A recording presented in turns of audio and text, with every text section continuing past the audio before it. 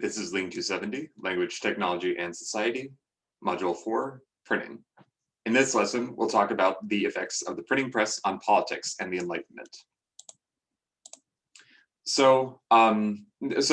I've been mentioning, printing made it possible for ideas to spread much more widely, and this led to the creation of something of what we can call the public sphere. So there became this societal phenomenon where people are able to discuss information with each other much more easily, and knowledge isn't really controlled by a small number of powerful individuals.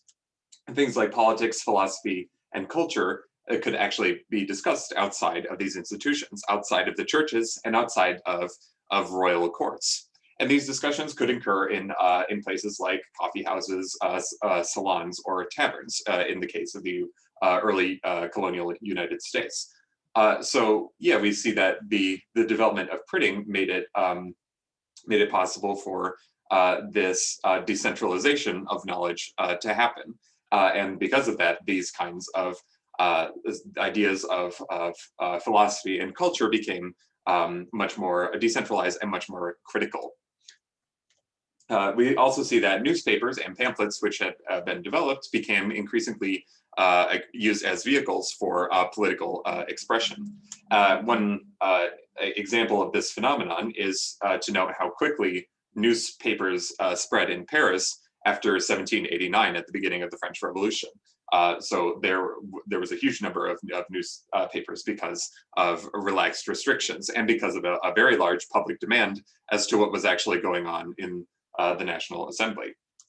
And also documents talking about political beliefs, such as Thomas Paine's Common Sense, became very popular and had a very profound societal impact as well.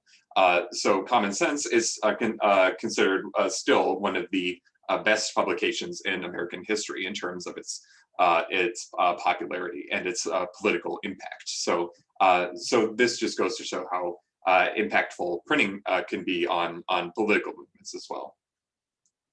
Going back to France, here we have a quote to show how this, from a contemporary, to show how this shift in knowledge had actually happened. So as I mentioned, with the printing press, it became possible to communicate and spread information without that information being controlled by a powerful institution like a royal court or like the church.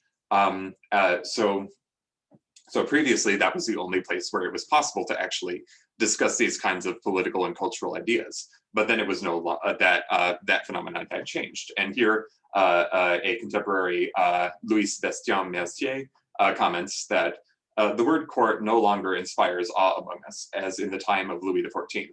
Reigning opinions are no longer received from the court. It no longer decides on reputations of any sort. The court's judgments are countermanded. One says openly that it understands nothing. It has no ideas on the subject and could have none. So we can see that the standing of the court in French society in the late 1700s had really degraded, and that there was a lot more criticism that was possible, likely because of the fact of these discussions happening in the salons as well. So this just goes to show how that political shift had happened. This decentralization of ideas, where a powerful institution didn't control the press as much, made it much more easy for authority to be questioned. And we can see that there were very major political upheavals because of this, such as the French Revolution. Some major publications of this revolution included What is the Third Estate, a very important document of the French Revolution, and also the Declaration of the Rights of Man, a very significant document as well about individual rights, which had developed out of the revolution, and which was able to be disseminated very well because of the printing press.